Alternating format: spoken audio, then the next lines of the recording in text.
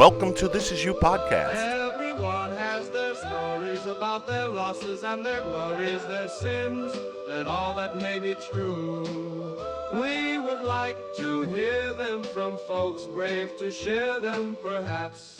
This is you. Perhaps this is you.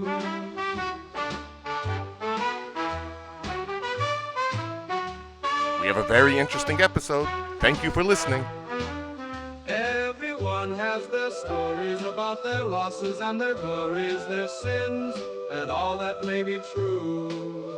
We would like to hear them from folks brave to share them, perhaps.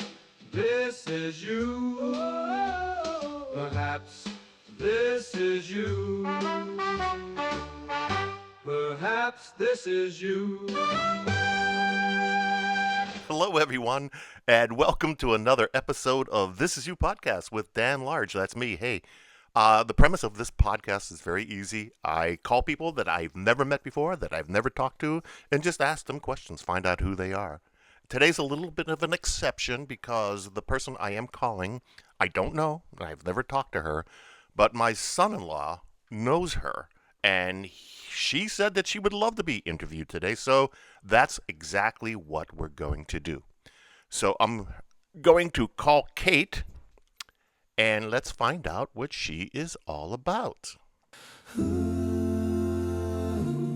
listening to This Is You podcast with Dan Large. Here we go. Calling Kate. Dan. Kate, how are you? Good. How are you? Good. Is this a good time to call? Yeah, it is. I was just finishing up with a friend of mine. We're just talking about podcast. The big premise about this podcast is I call people and I don't know who they are, and I really don't know who you are. Is that correct? Yes, that is correct. But I do know a little bit about you, right? A tiny, tiny bit. Yes. I've already done a little monologue explaining to the potential audience that you know my son-in-law, Trey, and that he said that you would love to be on the show. And to talk to me, I know that you're an aspiring comedian, and perhaps we can talk about that. Perhaps we could talk about other things, but how are you? I'm fine. How are you doing? I'm doing. Hey, the way I start this show off is just like asking, like, what's your name? What do you do? Where do you live? And let's start with all those things. So my name is Kate. I live in Lansdale, and I am going into my 13th year of public school teaching. Public school teaching? What grade do you teach? Mm-hmm. I currently teach high school, but I am licensed for 7th through 12th. But I haven't had the gift yet to work with the 7th and 8th graders. So my experience has mostly been with high school. So yeah, high school. What are high school kids like nowadays? High school kids are just like they were before. They're lovely, wonderful. They're, approaching a very big transition in their life, as we all experience. Yes. So I personally love high school students. They have a lot they're juggling, so they're very flexible, they're funny, they are finding their offerings to the world, what they're going to offer, because they have so much to offer, and we're just trying to focus on a couple things right now. I absolutely love this group, and they also keep me, up to date on life. Yes. And slang, which is the best. So I am completely energized working with young people. I love it. I just think they're the best. This year too. This year is this group of kids are like the COVID kids. I mean, they have experienced school in a different way than a lot of other kids have experienced school. So now, how old were they when they were like actually being schooled at home by the computer? So that was 2020, right? So we're 2025. So these little ones, they would have been at that, 7th, 8th grade. Yep. 6th grade. Yep. I COVID definitely, clearly, COVID demonstrated to us that we need to make sure that we are interacting in person because it's critical for society. But I, I, it's funny because uh, we're I feel like we keep ignoring the social media piece. Oh Like yeah. I understand COVID gets a lot of like, okay, COVID happened, but there's also the cell phone issue, and I think that also has a lot to do with motivation Yes. and education. It's you're actually this is at a weird. It's a critical time because the Yeah. kids are so connected to their phone, Yep. basically, essentially, and the phone actually offers them entertainment. I guess you would say. I mean, there's no moment in their life that they can be bored, and Hmm. and when they are just a little bit bored, they just open up the phone and go wherever they go. No, I'm just gonna say I'm surprised that the phones are still allowed in classrooms. Well, they're not permitted, that but it depends on your school and what their cell phone policy is. So it goes by district Yes. according to their cell phone policy. But I had one of my best friends, her mom, I remember she told me this and I was taken aback when she said it, like, whoa. But now that I've thought about it over the years, uh, they're from New York. And I remember saying to her mom, like, or my best friend had said to her mom, oh, I'm so bored right now. And her mom said, and I remember like listening, like her mom said, well, if you're bored, then you're boring. You need to go read a book. You need to go take a walk. You need to go watch a show so that you can talk to someone about your experience. She's like, basically, go move, go experience. Don't sit passively, right? And just, yeah, it was very interesting. It's interesting Yeah. that we're talking about the high school kids of today, and we have Yeah. you on this podcast today, Kate. What were you like in high school? What was going on in your life? Well, in my high school experience, so my dad was a colonel in the army. So during my high school experience, he moved to Sicily and worked over on the base that the United States has there. Um, so I was fortunate enough to spend 2 summers with him working on the Navy base there. Going to school Uh, there, and you're Actually, no, it was during the summer. So I was still at my local high school, yeah. but for 10th grade and 11th grade, I took off and spent the summer in Sicily and got it. My dad got me a job on the base. He was like, "You're not just going to come over and sit." He's like, "You will work." So I shouldn't have been working, probably, but I was working uh, in the housing office, Yeah. answering phone calls about base housing, like if there was an issue with the water or the heat or roaches, taking calls like that. And it was amazing experience. I learned a lot about people. I learned a lot about culture. Um, every weekend, he would be like, we jump in his car and go explore. Same idea as what my best friend's mom said. Like, you have to go if you can and meet people and talk to people and explore as much of the world as you can. Yeah. Um, and realign your perspective, right? Because we don't. There's people are doing some great things in this world, and this world is huge, right? It's beyond the town that we grew up in. There's a lot out there. So I was able to do that. I played a lot of sports in high school, um, but I was very weird in high school because I think I was an actor without realizing it. But I didn't know I was in an actor. Like a performer type of So, person? yeah, performer. So I wasn't necessarily I could float between a lot of different groups because I sort of, I think, was on the fringe Yeah. personality wise. But that was good because then I also learned how to get along with different people. It was good. I loved it. I had a So good, yeah. I want to like if there was a high school friend of yours way back when, what would they say about you? What would they say? Oh, Kate, she was. What would they say about you? She was, hopefully they would say, she was fun, a little dicey, loyal, and up for anything. But I mean, I think like let's start with like I would go back to I went to Catholic grade school, Yeah. but I'm an atheist. Okay. And I think problems like I guess my recognition started in sixth grade of like, wait a second, I'm not sure that this is really inclusive of all people, which is what Preaching. Yeah. you're telling me that this ideology is inclusive of all people, but you have excommunicated my mom. So like Right. Right. Right. over Isn't a that, what silly what rule. what And happened? What's that? so if you get divorced, if you're Catholic and you get divorced, Yes.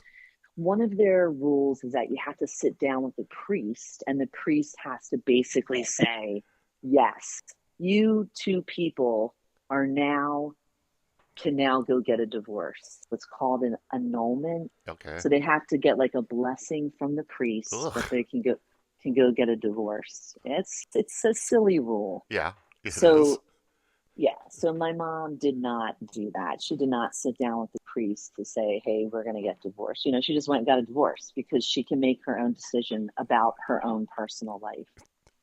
So technically, she is excommunicated from the Oh, I see. religion because she didn't follow that rule. So again, it's a place where early on I recognize this is not helping people the way that you're uh, purporting to help people. So yeah, I definitely, but I was also raised by a woman who made sure that I understood my rights and that I do have worth and there's more to me than a past traditional model that might have been in our society. As you might know, like when your parents, my mom couldn't get a credit card without her signature from a husband or a brother. Right. Yeah, and that's 1970. That's not Yes. that long ago. No. So, as we all have our own experiences, so she was a very active parent in teaching my siblings that equality is deserved of all people.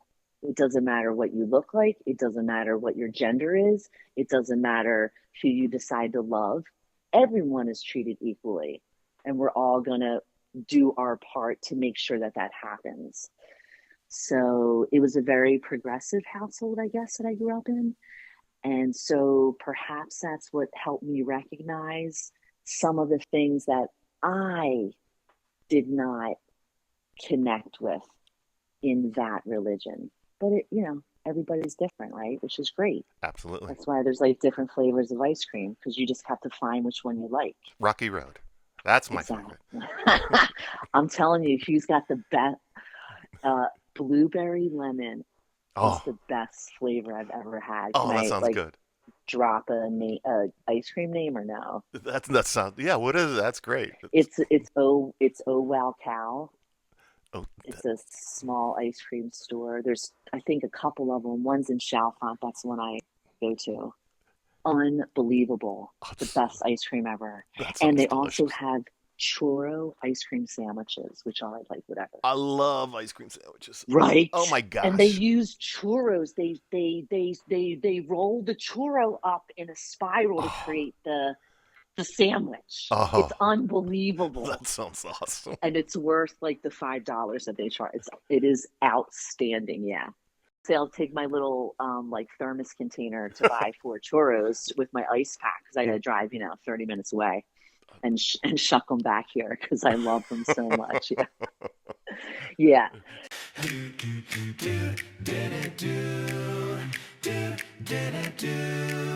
You're listening to This Is Your Podcast with Dan Large.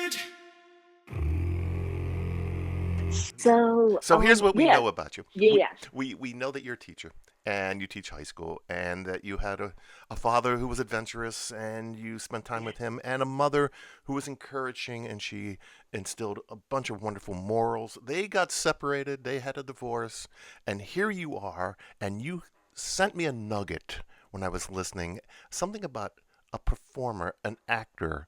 What did you pursue that?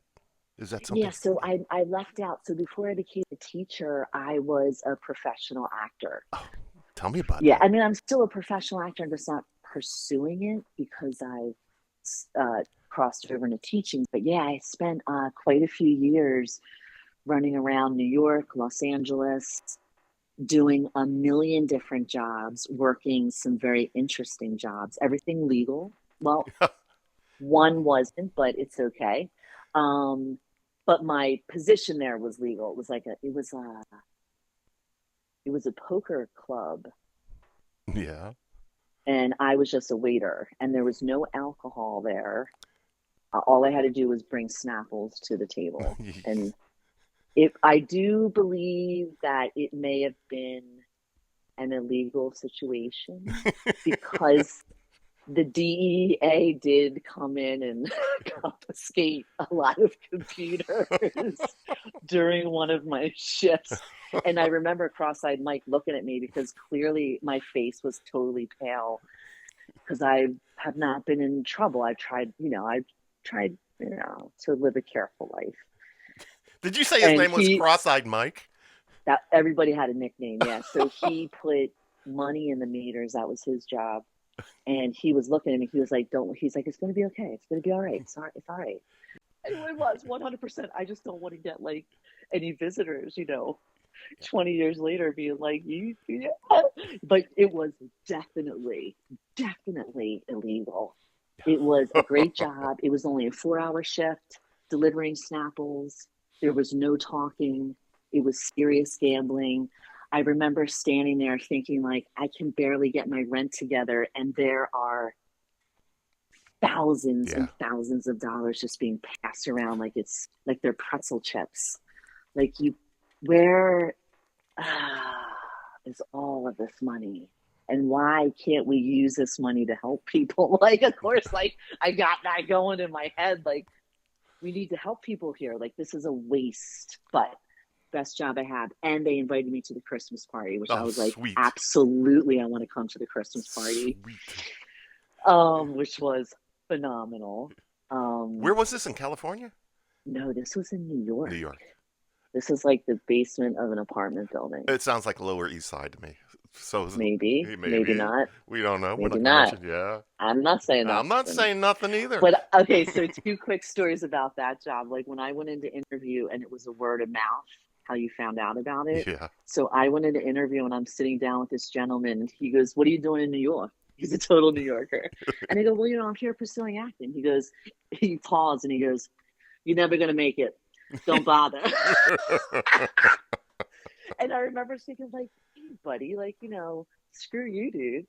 But it was hilarious. Okay, and then fast forward to after the the law enforcement showed up, and a couple of days later, I get a phone call from I can't remember his nickname, another Mike, and he Another was Mike. like, "Hey," he's like, "Hey, Keith, this is so and so Mike from so and so," and I was like, "Hey, how you doing? Please don't kill me." He's like, "Listen, we got a new place open." He's like, "You want to come and do some shifts?" And I mean, I traveled a little bit at this point, but I'm still pretty like fresh out of the ground. Yeah. And I was like, Mike, like I I was able actually to pick up some pizza shifts at my other job. So I'm actually good right now. But at the same time, I was like, I don't want them to take me out. I was like, but if you really need help, like I can definitely come in and do an emergency shift. But I think I'm going to be good at the pizza place that I'm working at because I thought to myself, like, all right, Kate, you almost were arrested.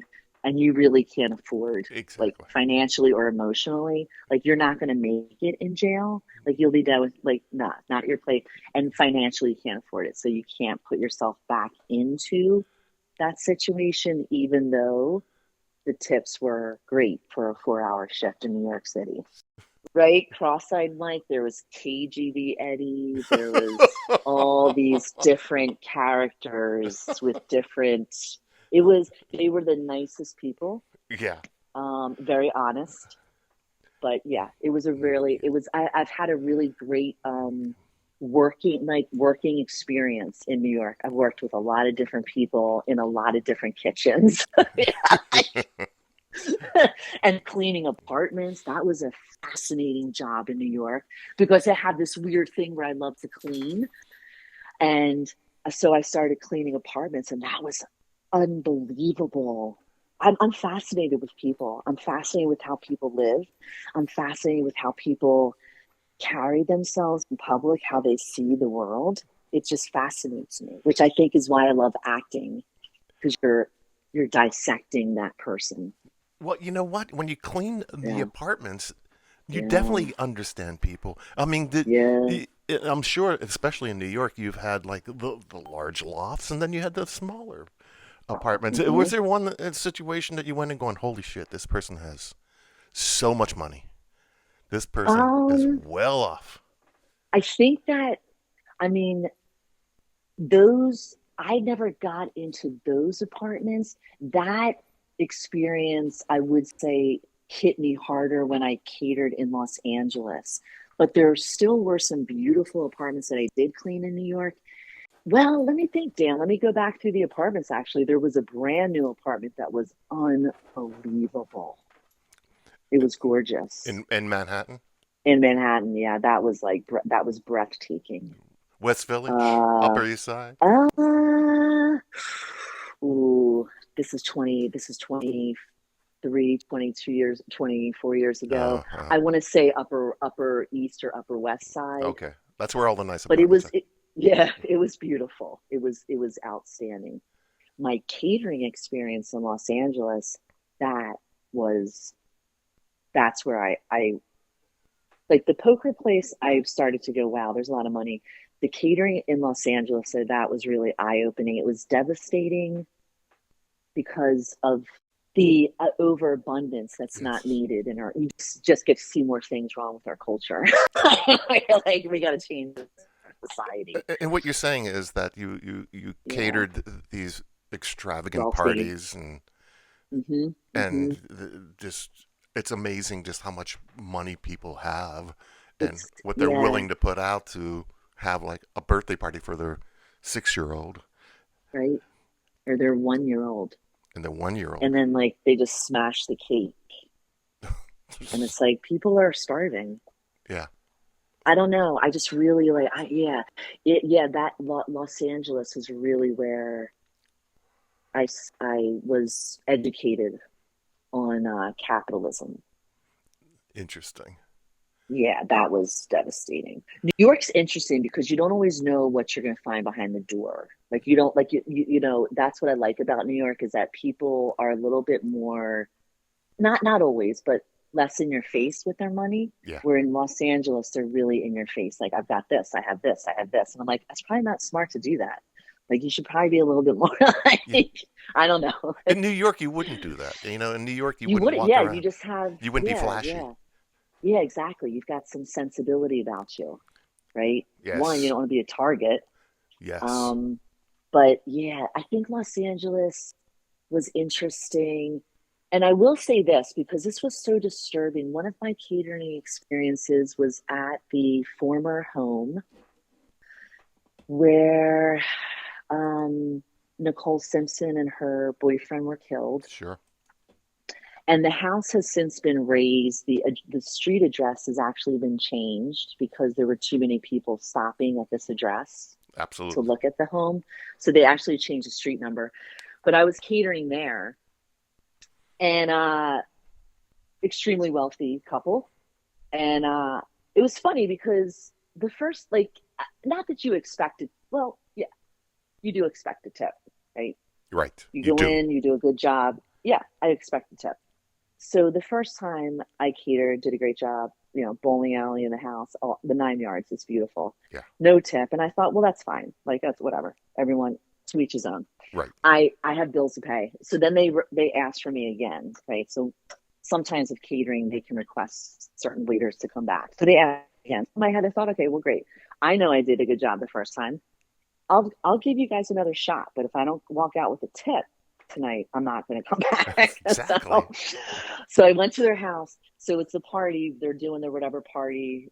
And so the wife turns to me at some point during the party and hands me paper placemats. I think they were paper, like a placemat you would put at a table, Yeah. And what it is a diagram of the old house with, like, I was standing there like, are you kidding me? Like, these are two people who were killed. The placemat's a diagram of the old house with where the glove was located. Da-da-da. Can you hand these out to our guests? Oh my God. Wait a minute. The house that they were living in wasn't the old house, or was it? The old house was demolished. Oh, okay, it was razed, I and see. they built a new house. That's on disgusting. top of it. That's disgusting. Isn't it disgusting? It is. It's disgusting. It's morbid. Yes. And that was the moment where I thought, like, what the is going? Like, these are people's lives. Yes. Yes. But that's cool. You guys go ahead. This is a party game for you. And that's when I was like, you know what, you got to get into stand-up comedy. Yeah. Like, the theater's great, Kate, and you're hitting your plays and you're doing your work, but this is insane. Like, this is not right. Yeah. I'm so glad you said stand-up comedy, because my son-in-law mentioned that that's the direction that you're taking right now. This is your new, not career, but this is where you go. I mean, it's natural, because if you're a performer, if you're an actor, stand-up is perfect. So tell me a little bit about that. Well, so my whole theater career, I prefer comedy. I've always loved comedic plays. I've always loved being the 5-minute, walk on who's a laugh. Yes. Those are that's where I live. I love laughing. I that's all I want to do in life. Like, I need a job where I can just laugh, which a lot of it is teaching, because students are so funny. But anyway, so I love comedy, and I've been trying to figure out, how do I get into stand-up, because I've always hated to write. Ever since I was in school, I hated writing. I hated reading. I'm like, I'm going to draw some pictures on a paint. So I am thinking, I had a pretty big disruption in my personal life, which really has propelled me. It was almost, I don't want to go into too much detail about my personal life. Okay. About what is propelling me here, because it's been done to death. It's happened to a million people. Okay. Right? Like, I accidentally married a guy who was a liar, right? And so blah blah blah. There you go. Okay. Yeah. Boom. Right? Now I'm back in Pennsylvania. It's great. But that whole thing that happened has really pushed me to go, you got to do this, Kate. So the last 5 years, I've been walking around with a notebook, like, writing things down when I think that they're funny, or when I think I'm coming across something. So because I know I need to get 5 minutes of material just watching stand-ups. Yes. Watching good stand-ups and how they craft their material is insane. And I want that insanity. And I want to make people laugh. And I think that some of the things that have happened to me are pretty funny, and they should be shared. And so I just want to make people laugh. Life is so hard. So I just want to make people laugh. So this whole, like, journey I've been on, and kind of reinventing myself, is really what's propelling me into the comedy right now, Dan. You're listening to This Is You podcast with Dan Large. So where have you performed mostly? Never. I've done nothing. Right. I'm still in my notebook. You're in the developing age. There you I'm go. still writing things down. And Yeah, what I kind of, don't. what are you tending writing about? Are you writing about your life? Are you, because there's so many different types of comedy. I mean, it's, There is. I'm sticking with. I'm I'm writing about my life right now because that's what I know the most, right? Um, is it like and I'm school humor? Like, what is like to be a uh teacher or? no, no, I'm not doing any education. I haven't done any education jokes yet because I don't. Yeah, I haven't tapped into the education. I'm actually focusing right now on dating humor because I've like popped myself back into the dating world. Yes. It's been like 25 years since I've been on a date with anyone. So that that's been very interesting. Um, and then as a woman kind of looking at what it does mean to be a partner and looking at a couple aspects in relationships. And then You know, I have to get my little book out because I keep going into it and dropping it, and all I'm not. The problem is I need to sit down with someone and actually uh, and flush it out. see, yeah, flush it out. See if there's a formula in the joke writing. And